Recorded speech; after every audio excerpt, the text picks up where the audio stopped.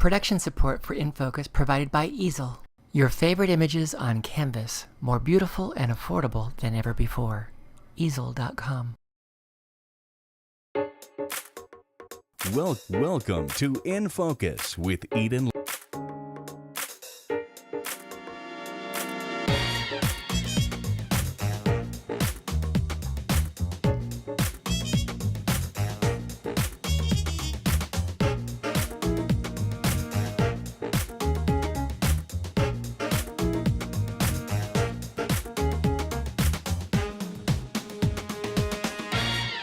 Tonight we bring you to early rehearsals at the Aurora Fox for Once on This Island. This production is directed and choreographed by Candy Brown, whose own Broadway experience includes working with legends like Bob Fosse, Michael Bennett, and Hal Prince. Even though they're just putting the pieces together with the band and on the stage, they let us bring you a glimpse of the opening number.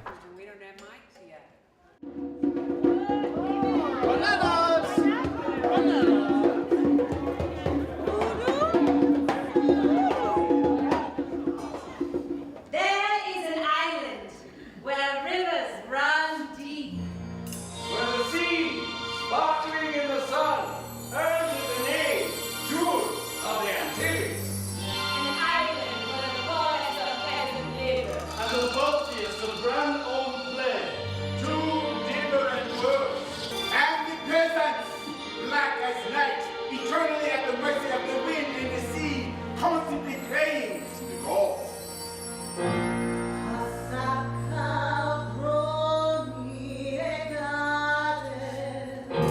Please, away, don't flood my garden. Who will my love be? Papa, don't come around.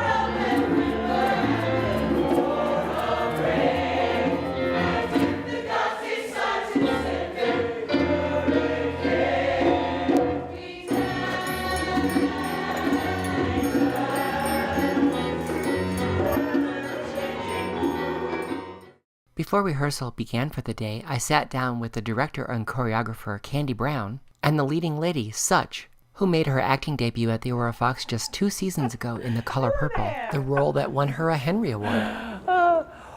What an exciting prospect to not just sit down and talk with the two of you, but it's because you're working together on a production that I don't think they really do in Colorado very often, if ever before, Once on This Island. So thank you for making time for me early today. I know it's a big rehearsal day for you. Yes, it is. Now I remember early on, Candy Brown, you and I talked about this very production. Yes, we did. When you told me you were asked to be the director and choreographer. What was it that helped you decide to tackle this project? Well, as a dear friend of mine said, if it's something you're afraid of, that means you really have to do it. Why were you afraid of it? Oh, I have no idea. I think it's because it's been so many years in between. The last time Between directing and choreographing a big musical. Mm-hmm. I think the last time was probably 2000. Yeah, so it's been a long time. And then of course, I don't mean to sound like a snob, but working with people who have not had the professional experience to the level that I've had is a tricky thing because it's kind of double the work. You're kind of because you have to be a teacher. Yes, you're teaching and directing at the same time. I had lunch with John Rubinstein yesterday, and we were talking about, and I was saying, of course I think about Bob Fosse so much because he was really my mentor, and when I think about directing, he's always present, and he was always so quiet. And I said, John and I remarked about that, but we both said, how did he pull performances? And he never yelled, he never waved his arms around, he just sat quietly. Because I can't do it. You don't follow his school of directing. You're robust and vocal, like a yeah. ballet teacher. Well, I think it's a different generation. I think because I've noticed if I do something soft, that's what I get back. So if I do it big, then I'll get at least half of that back. Half of that back. How does it feel for you to return to the very stage where you made your acting debut in another starring role? Yeah, it's really cool. I think that, this play is so different from The Color Purple, and so I think I view every experience as a unique experience, another one where I can be challenged. I'm doing a lot of dancing this time. And so Yeah, there wasn't a lot of choreography for your character in The Color Purple. And now she has a solo. And now I have a solo, so it's been really, really fun. You have a solo that's been choreographed by one of Bob Fosse's original dancers. Right, I know. So the But it's fingers not gotta be his right. style. No, It's but not his still, style, but- I'm sure it's meticulous. Yes. Yes. Yeah, so. Tell me about this play, because I don't think as many people are familiar with it as you might imagine. Once on This Island, but it really is very accessible. So tell me about this production. Go. Once on This Island. Okay, so what I love about this musical is the fact that it takes place in Haiti. Hello, I'm Haitian American, so that's really cool. Basically, I would say, in a nutshell, it's about basically class difference. So the peasants, are the laborers, they're the ones who work. The light-skinned people who are the Guntum, they're the aristocrats, the rulers of the island. And it's about this free spirit, her name is Timuin, who just believes, what I love about her is that she's not bogged down by the color of her skin. And she views herself as so much more than just a peasant. Whereas in, the people that raise her, they're very aware of their class and their place in society. And she's like, I'm different than that. And so she falls in love with this light-skinned man who is an aristocrat and all the problems that ensue, When you were casting this, was it important to you to have a racially diverse group? Or Yes, absolutely. Because I didn't want to just do that surface story about skin color. I wanted something a little more universal. And for me, it's about how love conquers fear, no matter what you're afraid of. Yeah. This young girl was orphaned, and she was taken in by very loving people. And these people taught her to love the earth, love the sky, love the animals, and love all people. So when she falls in love with someone who's different, they can't say, oh, we meant everyone except him. Right. And they have to realize, wow, this is what we gave to her. We taught her this unconditional love.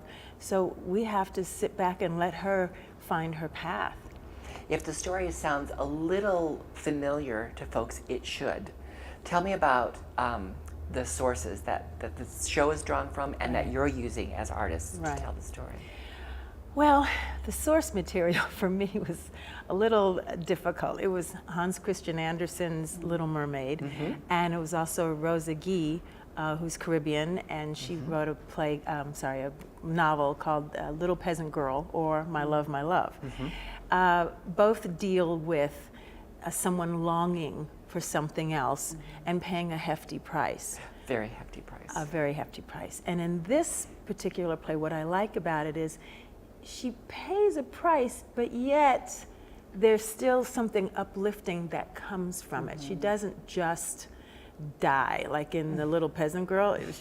The end of the story was there she laid at the foot of the hotel. But this, she becomes, I don't know, should I give away the end? Let's not. Okay. Let's not, because we want them to understand that it does sound a little familiar, Yes. but So it's still its own thing. It is, and it's almost like almost every other musical in terms of the connection of, we've all had passion, we've all loved something, and I think everyone can connect to that, whether you gave your all for it, were too afraid to give anything for it, or gave a little bit for it. We all have passion in our lives, and they tell the story. They say, even right in the lyrics, we tell the story to a little girl in a storm so that she will no longer be afraid. So she will learn to live knowing that love can conquer that fear. You don't have to be afraid of gods or people or environment or anything, as long as you are strongly passionate with love in your heart. Yeah, these are the kinds of stories that we love to see celebrated with music and dance. Yes. You mentioned that dancing is going to be a new Yes. facet of your work in this show. Tell me about that for you. Well, I've always... Because when you're in concert, you do dance. I do. I mean, I move. Yeah. You know, I'm a singer who can move well. Yes. You know, it's a little different than, you know, a full-blown dancer. So tell me about this. So this has been, I mean, Candy has been absolutely wonderful. Just with getting me to tap into an artistic side of me that I've never tapped into before. And so... and probably a discipline that you've never... that I've never really, you know, had to, right. Find your core. Right. You feeling it in your legs? Right, it's right here, yeah, you know, that sort of stuff. But You have to think about your spine a little differently, I even though it's do. the Caribbean, you Even still though have it's that. I still have to be aware instead of just, you know, flailing stuff. But I think that it's something that adds to the character, and so I want to stay true to who Ti-Moon is. And who she is at her core is a loving, healing, and someone who's free. And so she exhibits that in her dance. The freedom, the beauty, the love, all of that is incorporated in the dance. And so I just want to do it justice. So I'm really excited about it. What was it like that first day when she started to teach you the actual moves that you would be called upon to execute for us? Actually, it felt a lot better than I thought. Like, I had really worked Did you myself. psych yourself? I really did. I had worked myself. Like, I'm going to be doing, and then she's going to be calling out all these terms that I have no idea. You know what I mean? Like, plie and different positions. And I was like, oh my gosh. Okay, what does plie mean? It's the one where you do the... Bend your knees. you Bend your knees. Right. And so, but it was very, I don't know how to describe it. I think it's something that, you know, the moves are they're similar to, you know, Caribbean or African type dancing, stuff that I've experienced in my culture. So I felt a lot better. There was a vocabulary that you could identify that helped you. Yes, a movement that I was familiar with. Because some of your cast will have less professional experience and probably less formal training. What is that like for you to give this gift of dance to these artists who haven't had this experience before? I can't really tell from their side, but for me, movement is always a part of the feeling. So there's not a move that I've given that doesn't have a reason. There's a step. It's not just because it makes a pretty line or a pretty not picture. At all. Everything, there's a lyric that it says, grief is why. And I have them going step, step, and arms over, because grief is a process. So step, step, step. And then it's something you get over. So every move that they make, and I try to tell them, this is why you're doing it, because that's my training. I was always told, this is why, not always told, because again, the first time I found that to be was when I worked with Mr. Fosse, because before it was just 5, 6, 7, 8, step, step, step, step. But he always said, and this is why, and this is what you should feel when you're doing this. And that's what I'm trying to pull out of them. It's, you know, some get it a little easier than others, that this connection of this thing to what's inside of you. Because most of us just kind of drag our bodies around. And I think I see awakenings. Yeah, I do. You know, which really How does that feel pleases when me. you watch these artists have those awakenings? I'm thrilled. I'm thrilled because there's a huge part of me that's a teacher. Yeah. And I love to see awakenings. I love to see people get more confident. You know, I love to see people go, oh, I see that connection. There's something beautiful about the idea that this story has these people finding this young woman and passing on their love and their knowledge and their spiritual connection to her. And when you think about the arts in general, that's how it's passed on from one artist to another.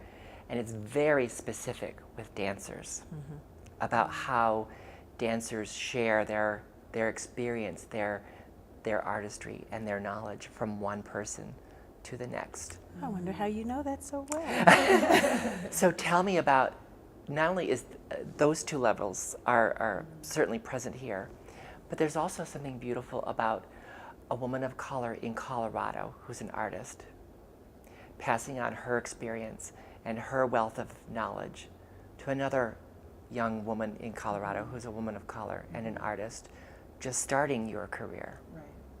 Tell me about that. I don't even know why I'm getting teary-eyed. You always do this to me. Okay.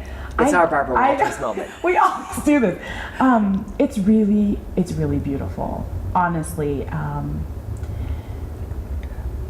don't even know how to really put it into words, but it's something that I think has made this experience really unique and just awesome that I've been able to work with Candy, who is super experienced and talented, who is kind, and who is able to, I guess, impart her vision, you know, to us, and we can accept it, and to be really nurturing, you know, at the same time, and to know that even though, you know, it's something that I haven't done before, to see the belief in her eyes, that means the world to me, honestly.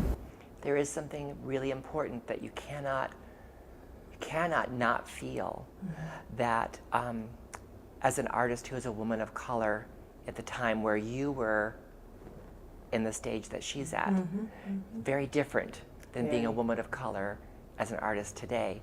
But then you layer on that it's here in Colorado, which has a whole nother... Absolutely, yeah. White as the snow-capped mountains. Yeah, yeah, and it can be very isolating, and an artist can't be isolated. You know, my whole life has been guided by something other than myself. I got a little Chinese cookie, fortune cookie, and it said, "Spirit guides are with you," about a month ago. And I thought, they've always been with me. Never occurred to me that my first audition, I'd be in a Broadway show. Never occurred to me that I'd be able to see Europe through dance. It never occurred to me that I'd be here in Colorado and find my little twin from another decade, Right. you know, Yeah. and be able to do for her what people had done for me. All I can do is thank the spirits. I mean, I never set out to be a mentor or I don't know, whatever I am, another guide. But here I am, and it feels great. And Of course, you remember that I feeling am thankful. of the gift when Yes. someone passes that on to you. Yes. But now that you're able to do that for Such and some of these other young artists here in a different way than you can when you're teaching at school, Yes. it's still a gift, even though you're doing the giving. Very much so. And you seem to recognize that. Very much so. And I'm sure a lot of them won't recognize it for maybe 10 years, because I didn't recognize it when I received it for years later. And then I went, wow, look what I got. But even the act of giving now is a I gift. can, exactly. How blessed and fortunate am I to be able to give it? Tell me about the style of singing that you're doing in this show, because it's very different than The Color Purple. It is. It's a little more aligned with the kind of singing you do as a recording artist. Not a lot, but a little. Right. So tell me about that. Oh, well, I mean, it's a little bit more, there's a little bit more of a Caribbean flavor to it. A little more rhythm. A little bit more rhythm, yeah, a little bit more rhythm. And not as much wailing. I wailed a lot in The Color Purple. It's not as much wailing. I think that Simone is such a free spirit, and Yeah. she's so happy. She's so happy. And there's so much joy in everything she says, and there's so much hope. And To get that, Yeah. even the placement is different. yeah, Right? it's different because she's like light on her feet. And I know, they mentioned this a lot, other characters, that like she's sort of in her own world. Like all this stuff is happening around her and she's like, la la la, like completely oblivious. And so I think that has had to, I can relate to her because I'm just in general, I'm a pretty happy person. Like I don't stay down for long. I don't hold grudges. I just, if I get sad for a little bit and then I'm back to like my happy, bubbly self. And so that's what Simone is like, and she's able to express that so much in her songs. And so that's been really cool to do also. Requires a big cast to tell this story. I don't don't know. I don't know that. You know, we have a pretty good sized cast, but I think it's probably still not as large as the Broadway. You know, I've never seen the show, so I don't really know. But as I keep doing it, I thought, you know, you could probably do this with maybe half of what we have as well, and still get this story across. I think. But we I have could we be have wrong. we have a pretty sizable group of people telling the story. Yeah, and children, 2 children. Yes. Tell me about that part of this work. Well, let me go back to the audition. We had a lot of little white girls come and audition, and we had one little black girl come in. I wanted to take her home immediately. We got so I fortunate. think her mama probably wouldn't have liked that. We were so fortunate. This little girl is, even today, even after all these rehearsals, whenever I hear her voice, I can't help but just glow. She is delightful. She's smart. I told her, you are very professional. She listens, she pays attention, but most of all, she picks up the dances, she sings, she's, you know, quiet, she's not rambunctious, she's polite. I mean, I couldn't have made a list and gotten everything in this one little girl. And then we have the little boy who just played little Tarzan. So he's Mr. Professional. At the Arvada Center. At the Arvada Center, yes. So I said, you okay? I got this. You know, he's yeah, I got it, yeah.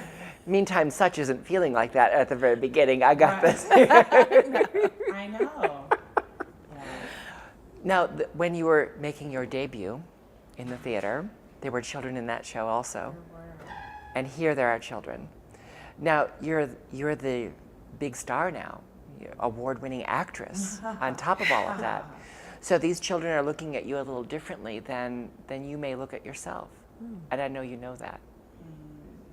I guess you're right. I mean, I try not to think about it, you know? I mean, everything is, I have to keep progressing. I have to keep getting better, you know? And I don't think there'll ever be a time where I'm like, okay, I have arrived, you know, and now I can learn no more. But doesn't that really do something for the children that you're working with when they see someone they perceive as being successful already, still feeling like that and still working like that? Okay. I guess you have a point there. Yeah? Yeah. What do you think? I can't stop and think, oh yeah, I'm all that. Right. No, I'm still learning. We'll do I'm that still for you. Growing. Yeah. Right. We'll say that for you. Right. I'm still learning, I'm still growing, and I remember how insecure Bob Fosse felt. So I don't feel bad about feeling insecure in my moments. I mean, there are moments where I'm like, no, I'm very confident, this is it, this is correct. And then there are moments I go, gee, I'm not really sure. And that's okay. And that's okay. And that's what I hope that artists always feel, that it's okay, it's a process. One thing I learned in Colorado, people say I'm sorry all the time. And we're in rehearsal, and somebody makes a mistake, I'm sorry, I go, what are you sorry for? This is a process, and that's what rehearsal is for. We're here in a safe place to make mistakes. And that's how we learn, and that's how we get better. So stop being sorry. Until the final dress rehearsal. Yes, exactly. Then they'll see a whole other side of Candy Brown. When the people are sitting in here. Right. Well, I know this is a big rehearsal day because we're getting really close to your opening. And I'm so glad that you came in early to talk to us about this amazing dynamic partnership and this really wonderful team that you've put together to bring us this special story at the Aurora Fox.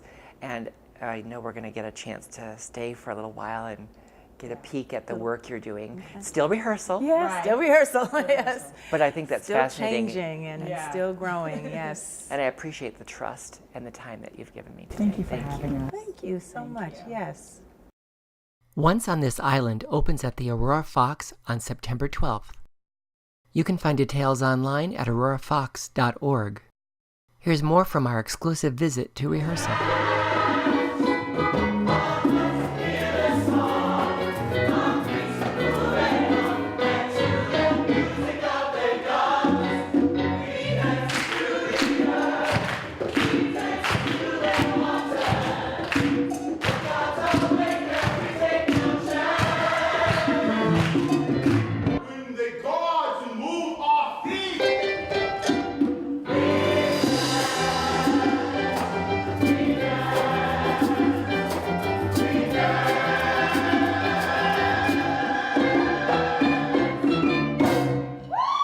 Thanks to the entire company for a look at rehearsal.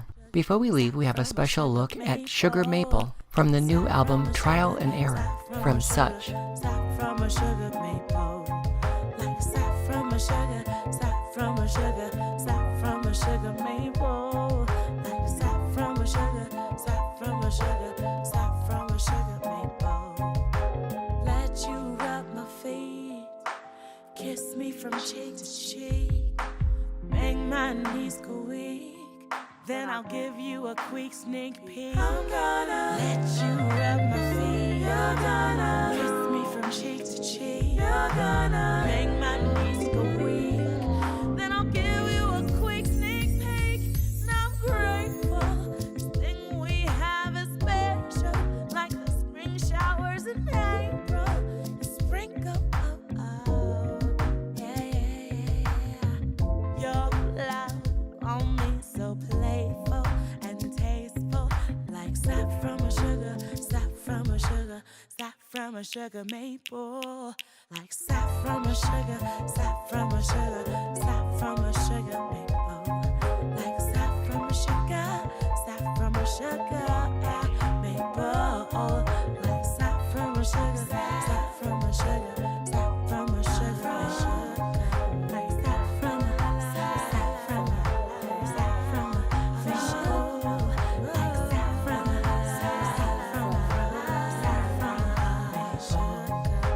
sap from a sugar, sap from a sugar, sap from a sugar maple, like sap from a sugar. Details about Trial and Error, the second album from Such, can be found online at iamsuch.com.